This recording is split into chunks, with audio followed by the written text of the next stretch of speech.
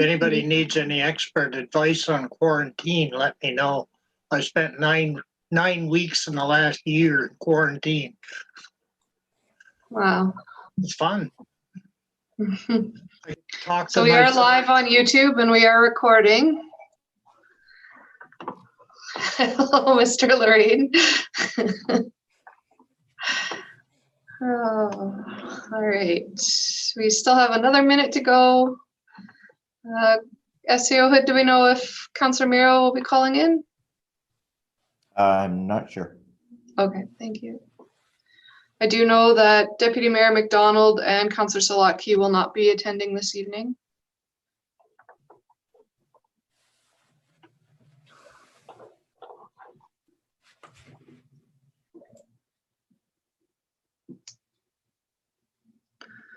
All right, it is 7 o'clock. We can call to order.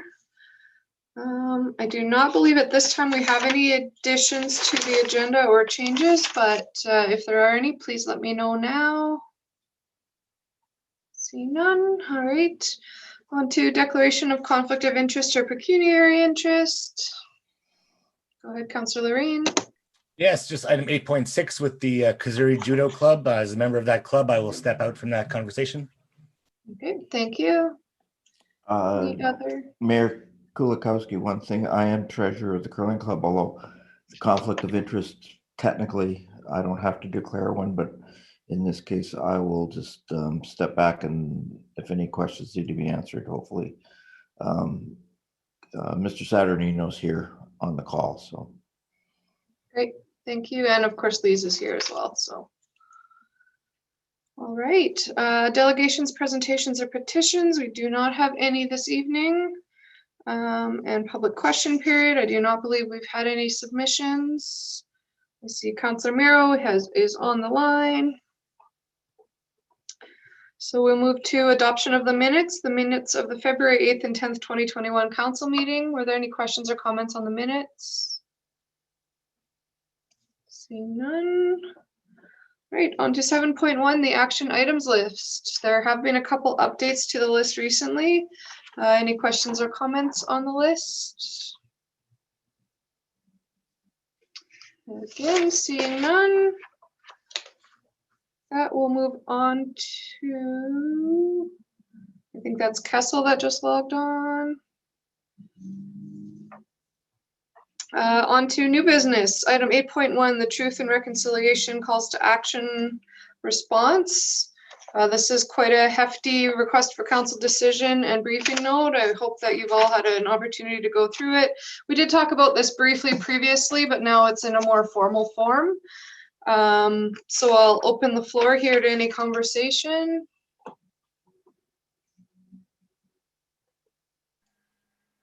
Councillor Wood. Very briefly, I give this motion my unqualified support. As you know, I actually raised this about 6 weeks ago in council. So I think it's a good move. I think it's long overdue, and I'm very happy to support it. Great, thank you, Councillor Wood. Sorry, Councillor Barlock, your name says Steen. Oh, look at that. It does. Just messing with me. My arthritis fingers are not typing as well as they used to. I also am in support of this. I guess I wasn't 100% clear. I know we presented some recommendations at the end for a series of motions. Are we planning to do more than one motion on this, or is it sort of picking and choosing one or two of them? I wasn't 100% clear on that. I think if council agrees, the recommendation would be that we move forward with a proclamation followed by all 4 motions, as each motion addresses a different portion of the briefing note. SAO Hood can confirm that.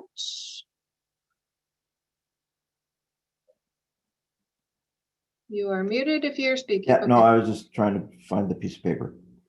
Yeah, no, that because it would be based on the proclamation, you would want to have the 4 separate motions. Okay, thank you. Any other questions or comments there?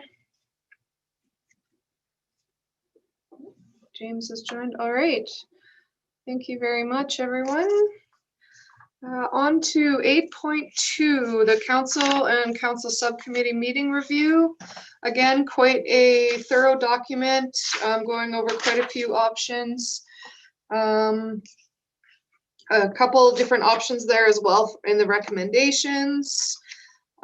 So again, I will open up to questions or comments from the floor. We do have SAO Hood on the line, of course, who can help to answer any questions here. Councillor Wood? I'd be in support of getting rid of the committee meetings. I don't think they serve a lot of purpose. Sometimes they are very convenient to discuss things ahead of time. The thing I'm not in favor of is getting rid of the 2 committee of the whole and 2 regular council meetings in a month. As you know, communication and accountability have been big issues ever since I've been on council. I will say one positive coming out of this pandemic is we're getting more exposure using the Zoom meetings and YouTube. We're getting a lot of viewers compared to what we got when we held actual meetings, where if 1 or 2 people showed up, it was a crowd. Now we're getting 30 plus for most meetings. So I'm definitely not in favor of cutting back on our exposure to the public. But the committee meetings, that's fine. Thank you. Thank you. And one of the recommendations there is that we would suspend committee meetings, but continue with the regular schedule of the committee of the whole and regular council meetings. I did receive a written submission from Councillor Solotki, who unfortunately can't attend this evening. Her thought was that we should actually continue with the bylaw review committee meetings, as they seemed to warrant having them. They were well attended. People really give their input into them. Personally, I would be fine either way on that one. I think that we do have a robust conversation, but I think that we'd be able to have that same conversation in a council meeting or committee of the whole meeting. So just sharing those there. Yeah, so any other questions then? Councillor Barlett. Great, thank you. Yeah, I'm in support of cutting back on the committee meetings. I think sometimes it's pretty light and there's a lot of them that probably wouldn't necessarily need to happen. The one thing I was a bit surprised to see, I thought we weren't necessarily talking about reducing to 1 council meeting per month or 1 set of meetings, which I assume is the committee of the whole and the regular council. If anything, I thought we might just cut out the committee of the whole meetings and have 2 regular council meetings, which I guess the savings on that would basically be the same as the option 3 item, where you're essentially cutting out 2 sets of meetings. I think the council should meet twice a month, whether you want to continue to have committee of the whole or not. It's beneficial to the sense where if people can't make one meeting, they might make the other one within the same week. That would be the only benefit I would see to keeping the 2 of them. Otherwise, there's sometimes I think the business could be conducted in 1 meeting and just do all the discussion and decisions at once. But to accommodate people who may not be able to make meetings all the time, I don't necessarily have a problem with keeping committee of the whole meetings as well. So I'm a bit neutral on that, but I think we do still need to keep 2 meetings a month. I think people are interested in things. I think we do have things that have some time sensitivity, and cutting out down to 1 meeting a month would really extend a lot of deadlines for things and a big adjustment in some of the planning. So I wouldn't want to see us do that. I think 2 meetings a month is appropriate. Thank you. Yeah, and I agree with that. If I can put in my own personal opinion here too, I kind of think that we should, where option 1 lays out removing the committees and then continuing our regular schedule for our committee of the whole and regular council meetings, even if we do it on a test basis for say 3 months and then reconsider once again, just to see if that's working for us. If we still find that we're having too much time, maybe there is, it can be jigged in a different way. But I agree that we need to keep those every couple weeks meetings, whether that's 2 or 3 or 4 a month, should be determined later. But first, I'd like to see how it goes without committees. Councillor Wood, you had your hand up. Yeah, just a follow up, I guess, with Councillor Solotki's suggestion on the bylaw review committee. I think that is one that we should keep. As you know, we spend anywhere from 1 to 3 hours at a bylaw review meeting. That is a lot of time to add on to a council meeting. I just think it's a good time saver for council meetings to have that bylaw review. As far as the number of meetings a month, I think we should maintain the present schedule. It gives us a lot of visibility and gives us a chance to have healthy discussions when we require them. There's some councillors who miss meetings every month for various reasons, and I'm not saying unjustified. I'm just saying that's a fact. Like tonight, we're missing one or two, three councillors. So, like I say, I'm in favor of maintaining the present schedule we have for council meetings. Okay, thank you, Councillor Lorraine, and then Councillor McBride. Yeah, I agree with taking off the committee meetings. I also agree with what Councillor Wood is saying, that sitting on the bylaw review, definitely there's a lot of work that goes on there. I don't know if all that discussion would need to happen all the time. Like, if we were to just cancel it out and we'd get a high level report back from admin to council. But I'm okay with that either as well, sorry. As far as the schedule of meetings, I've always wondered, in other jurisdictions, they've got one council meeting and they do their committee of the whole and their regular council business in that one meeting. So I'm wondering if we could do that, where we just meet whether it be a Monday or a Wednesday. I definitely think twice a month is good. So from that aspect, yeah.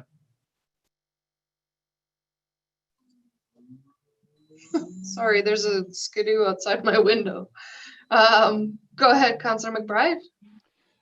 I'm inclined to agree with Councillor Wood in terms of having the regular scheduled meetings, and it sounds like there's a fair amount of justification for keeping the public or the bylaw review committee. But I mean, certainly with our 2 meetings twice a month, the committee of the whole gives us lots of opportunity to discuss things. I think that's the concern. A lot of times when we have the committee of the whole meeting, we actually are regurgitating what was already discussed in a committee meeting. And it's probably easier to save the time and just do it with everybody present in the committee of the whole. So even the bylaw review committee, a lot of the time, it's probably not needed. It can be done within the committee of the whole. There are times when there's a lot of bylaws being reviewed. That's a different situation. So I would sort of suggest maybe the bylaw review committee only occur if there's threshold of 10 bylaws to review, that they have a committee meeting. Otherwise, if it's a couple of bylaws, maybe we just review it in the committee of the whole meeting and save the time. Thank you, Councillor. Councillor Merrill, go ahead. My thought is that if we're suspending the monthly administration, public works, economic development committee meetings, should we not have a caveat there that if there is a need to have a meeting, we will have one? So if something comes up we hadn't anticipated. Yeah, committee meetings on an ad hoc basis. That's it exactly. Thank you. Thank you. All right, so sounds pretty consistent that the suspension of the committee meetings, but sticking for now at least to the 4 times a month calendar. Do you want to put something, and we'll add in the ad hoc when required for the committee meetings maybe? And then also, do you want to put something in there in that we reassess the 4 meetings a month in 3 months' time, or do you want to leave it as is? How do you feel about that, Councillor Wood? I agree with the reassessment. I think actually myself, it should be reassessed in 6 months. I mean, 3 months is a real short period. And I do agree with getting rid of the committee meetings on an ad hoc basis. I think that's an excellent idea. Okay, thank you. Yeah, I think Councillor Wood has a point. 6-month review may be more prudent, just to give it more time to see. And then really when we have the discussion, it can be a recommendation to the next council, since we're having an election coming up in October. So we may want to make recommendations to them to think about, whoever ends up on that next election council. Okay, great. Councillor McBride? I agree with both the councillors that possibly 6 months is a really good idea to do a review of it. But I was highly concerned the way Councillor Wood said that. I thought he's going to get rid of the committees. So I was a little concerned for my welfare at that point, but thank you. Okay, And Councillor Miro? I think everybody has made the points I was going to make. Okay. All right, do we feel then that we're ready to move on? We'll have I'll work with Stephanie to compose all of those ideas into one recommendation. All right. Thank you. So we can move on to item 8.3, the removal, disposition, and remediation of the end of the dumpster highway sign at Airport Road.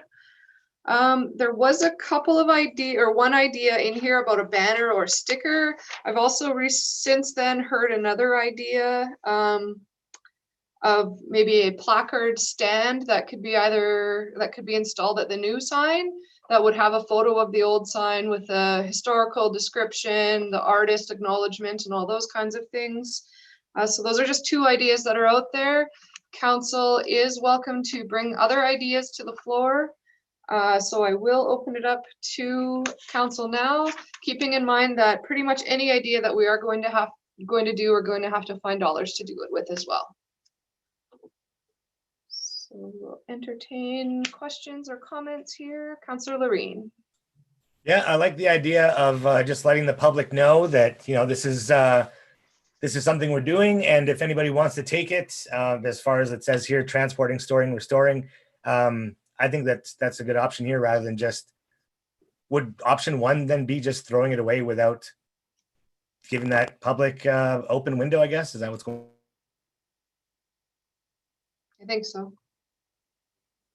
I think then option two moves into the 2-week period to let people know and them to take it and all of that, right? Yeah. Yeah, I think definitely giving them the window to at least say, hey, does anybody want it? Because it's a good chance nobody will. I mean, possibly, given the charges and the costs involved. But. Okay.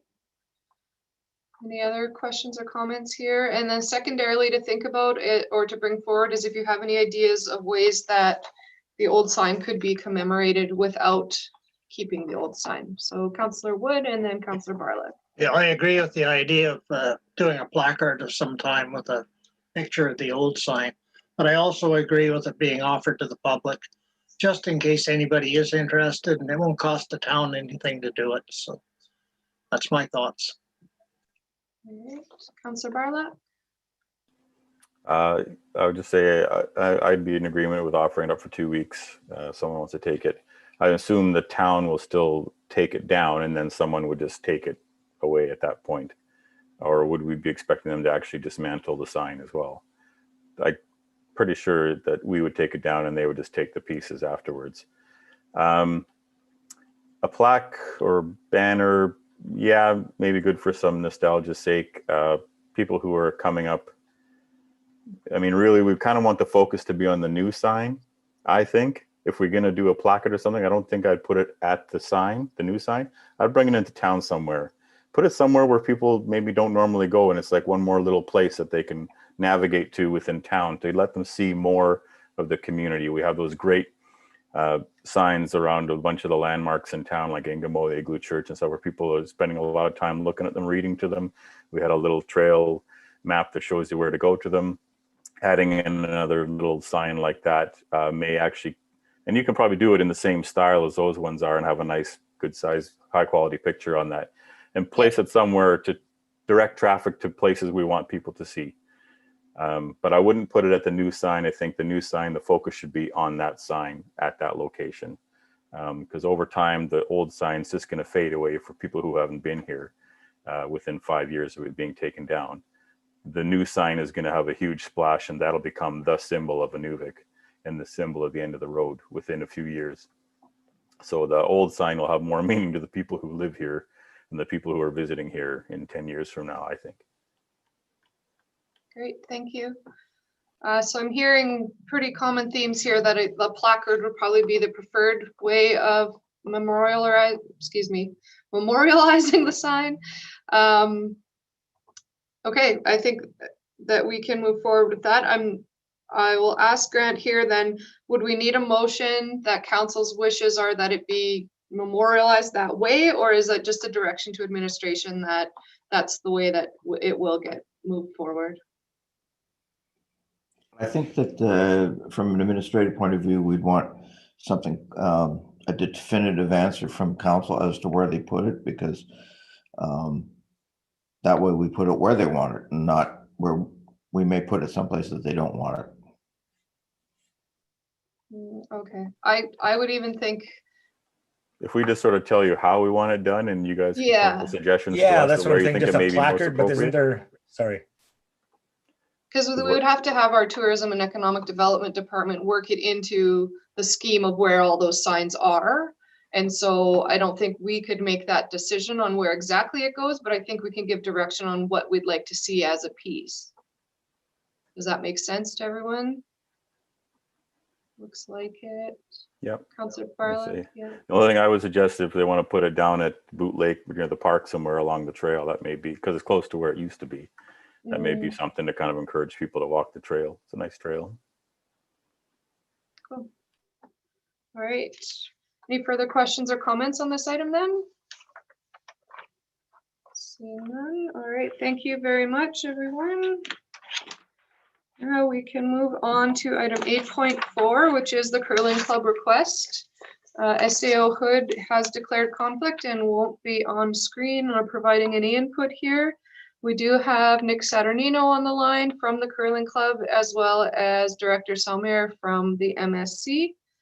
I'm just gonna let Lise go first. She did have an update for us. So Lise, if you'd like to go ahead. Yeah, initially, the curling club had asked for the Saturday, Sunday, and Monday, and the Monday, I had mistakenly thought it was open, but we had a rental. Since then, the group that was renting on that Monday, the lounge on the Monday, has canceled their reservation or their booking today. So for Nick's sake, if you do want the Monday morning for the Monday morning game, the lounge is available and we can just block it off for you. Just looking at the spreadsheet, is that just an add another $200 to the donation amount then? Yes, it would. And actually it could be less in that the Monday morning is just the one game. So they conceivably could be there for less than 4 hours, which would be a $50 an hour that they are there. So anywhere between say $100 and $200. Okay, great, thank you.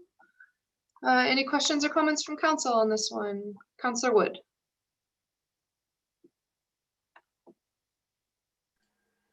I'm in favor of this request. Sorry, I couldn't find the mute button.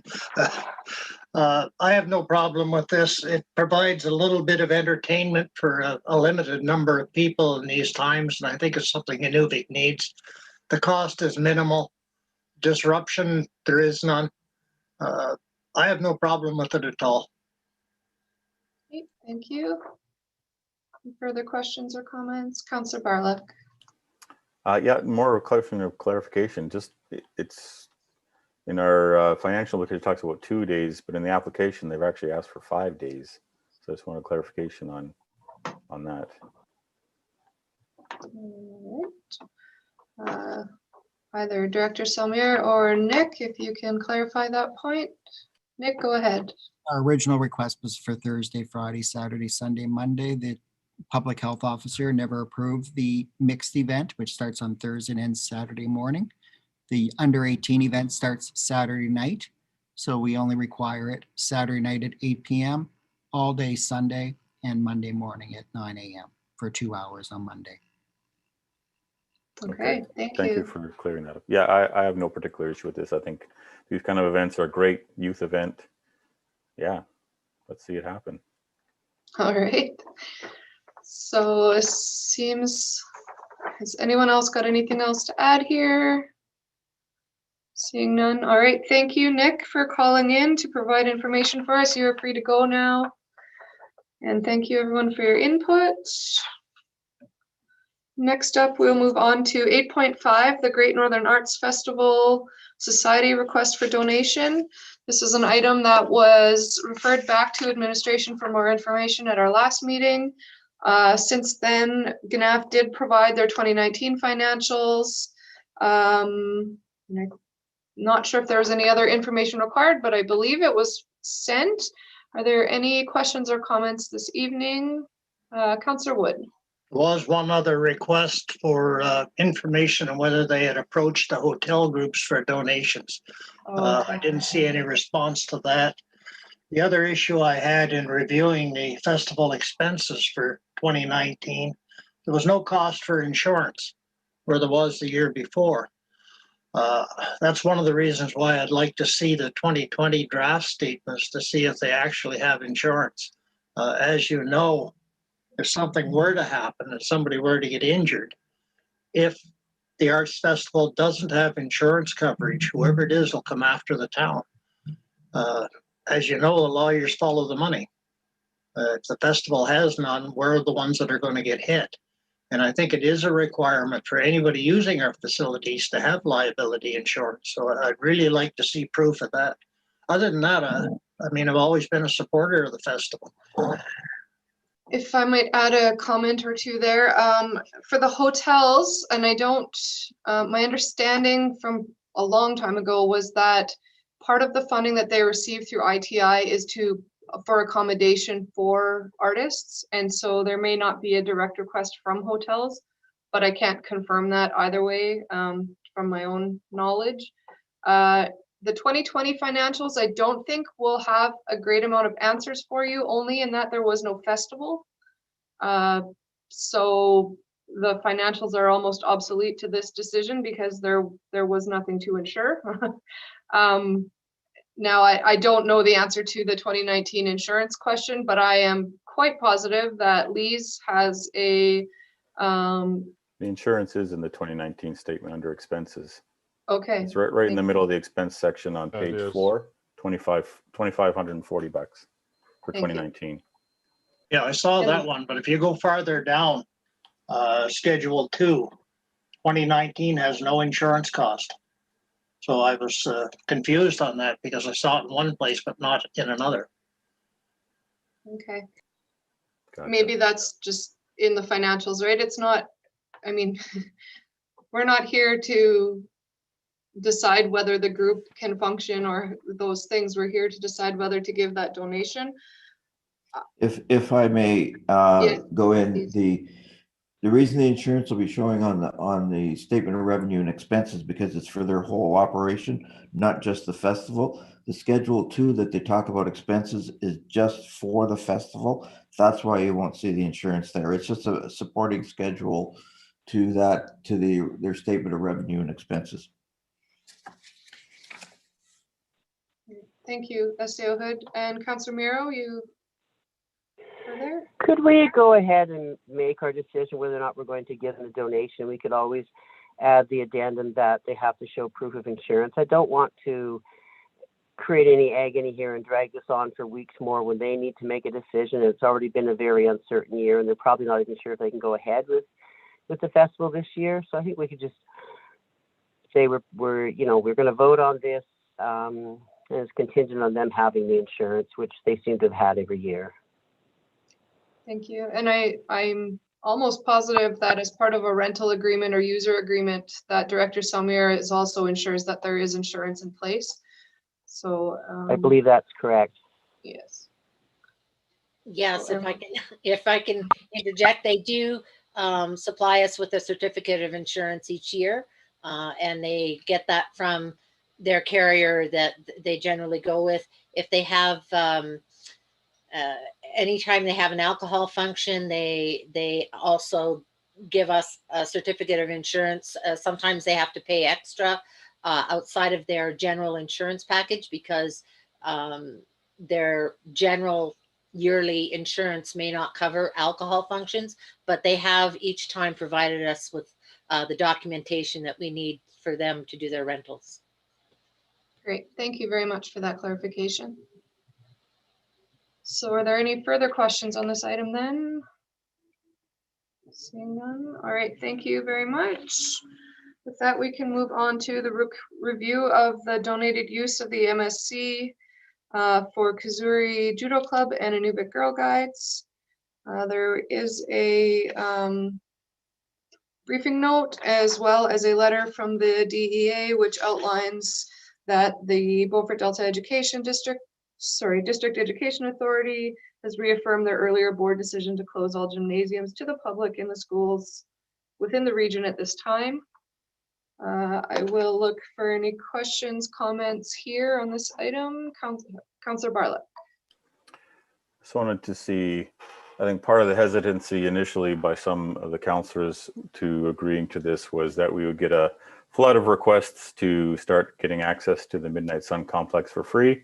I would just ask to see whether we have had any additional requests come in since we've granted this donation of the space. Please go ahead. No, all's quiet on the home front. Just those two groups have come forward and requested it. Like we had indicated earlier, boot camp moved over, but that's an arrangement that, you know, we made with the instructor and, you know, our offering of programs. So those were the only three, and it's been working well. Thank you, Lise. I will note, I forgot to mention at the open of this item that Councillor Lorraine did declare conflict and has left the screen. So thank you. Councillor Barlock, did you have any follow-up there? No, that answered my question. I'll be voting in support of this to continue the donated space for the time being during extraordinary circumstances still, unfortunately. Absolutely. Any other questions or comments here then? Seeing none. Councillor Lorraine, you're welcome to come back. And next up, under 8.7, we have the Utilidor Replacement Project Tender Award. The briefing note outlines the tender opening, the attendance, and the amounts. Any questions or comments from council here? Seeing none. All right. I look forward to moving that on Wednesday night. Up next, we have the interim tax billing bylaw. This is third and final reading. Questions or comments on the item? Seeing none. All right. On to bylaw 2664 to acquire commissioner's land. This one had a little bit of backup with it. Any questions or comments on this item? Councillor McBride. Is this where the curling club is? Or is it a different location? I'm sort of trying No, to this figure out. is Or Oh, not this is the curling club, satellite site. ski between club. Chuck Park and the way station, the way scale. It's that whole swath of area on Yeah. that side of the road. Okay, thank you. So it's where the current Canadian satellite ground station Inuvik is, the sea behind the way station. It's Yep. just further back behind them. Okay, not a problem. I was trying to figure out where it was, kind of thing. I wasn't quite sure. Thank you. So is this for just that small part? I thought this is for a very large swath of land, not just It a is. small piece. Yeah. So it's a whole section from right around the entrance to Chuck Park all the way to the way scale station, abutting up to the ground satellite station. It's quite On a that large area. other side. Yep. It is where that, in the diagram, where that lot 1023 is the area that we're looking at. And is there a plan then at some point to survey and subdivide this lot into smaller parcels? No, because the person that is wanting to buy it paid for the survey, and that's how much land they want. Oh, they want the whole thing. Correct. Wow. Okay. Mhm. All right. Any other questions or comments there? The future is in technology. That's the way we're going. All right, on to 9.3. It does have to do with the same piece of land. So this is the amendment to the zoning bylaw. The amendment basically changes that piece from hinterland to science and technology. Any questions or comments there? Councillor Barlock. This ties into the next item, 9.4 as well. So we're basically rezoning this land to science and technology, but we're also rezoning it to industrial. Can we have two classifications in the same zone or the same lot? I If think I'm understanding that correctly. we have to change it from hinterland to a useful version, which would be the industrial, if I understand correctly. But SAO Hood, please tune in here or chime in here. Yeah, sort of talking about the two items together, I guess. Yeah, I'm just trying to see where it talks about industrial. That would be in the community plan update, All right. 9.4. Right, so one's the zoning bylaw, one's the community plan. Okay, that may be the difference right there. Yes. Okay, sorry, I didn't catch that initially. Thank you. Although yeah. No, it's talking about putting it in as. Sorry, I'm trying to read it again because I don't see where it talks about industrial. So. Item 3.5 on 9.4, which is, there's no page number. Okay. Third paragraph of the background section of 9.4, it says, community plan bylaw amendment will change the land use category from hinterland urban reserve transportation to industrial. That may be a, well, maybe Castle can help me out on this one. Maybe that might be typo. I'm not too sure. Kessel, go ahead.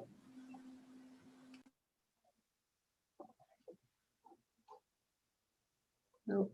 If you're talking, we can't hear you even though you're unmuted. Oh, yeah, sorry. So in the community plan, the science and technology zone falls under industrial. Hence the reason why we're changing it from hinterland to industrial. And then in the zoning bylaw, we're making the change from hinterland to an actual sublet of the industrial zone to the science and technology. Great, thank you for that clarification. Does that answer for you, Steve? Yep, no, it does. Thank you. I didn't catch the difference of community plan versus zoning bylaw initially, so thank you. Okay, great. Any other questions? Seeing none then. Do you feel we can move forward from 9.3 and 4 at this time? Nodding heads, all right. Next up, we have the capital projects report. Any questions or comments here? Councillor Barlick. There may not be an answer to this yet, but have we heard anything on when there may be a decision on the Brainett Road funding application? I see we're planning for April. That's coming up in about 6 weeks or less. So I wonder if we'll know by then. It's hard to say, to be honest. I was in a meeting with the deputy minister today, and she indicated that the items have just gone into the federal government for approval. They are hoping to get them back soon, but that they couldn't give me a definite timeline as of right now. But they have been forwarded to the federal government for approval. Okay, I will cross my fingers then. I can't do it on my own anymore. Hopefully we'll hear back before April and have some good news. Awesome, thank you. Any further questions on the capital projects report? Seeing none, all right, on to the variance report. We do have James on the line here as well if there's any questions. I will entertain those now. Seeing none. All right, thank you. Next up, we have our information items, the strategic priorities chart. Are there any questions here this evening? Seeing none. And then the Aurora Research Institute notifications of research. On to council concerns. Are there any items to be brought forward this evening? Councillor Wood. Very briefly, I read the report on the water tampering, and I guess the failure in a few cases of the power corp to provide proper tempering and resulting in freeze-ups. Can we do a study of some kind, finding out how much it would cost the town to do their own tempering? Because there's no guarantees in the power corp contract, and as you know, that's a very crucial part of infrastructure and very expensive if something should happen. So could we do something like that? I know it's going to be expensive, but I'd like to know how much. Okay, I believe we already have some ideas in the works, but I'll let SAO Hood handle that one.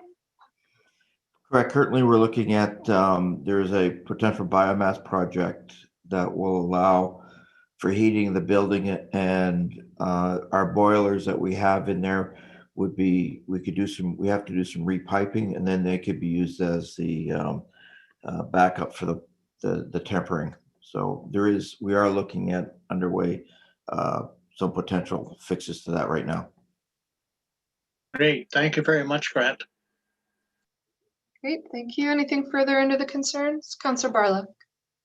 Not a concern. I just wanted to bring forward comment I heard from a resident the other day who wanted to give a kudos and a thank you to the Utilidor crew, because he said he had a great experience with them when he was having some issues.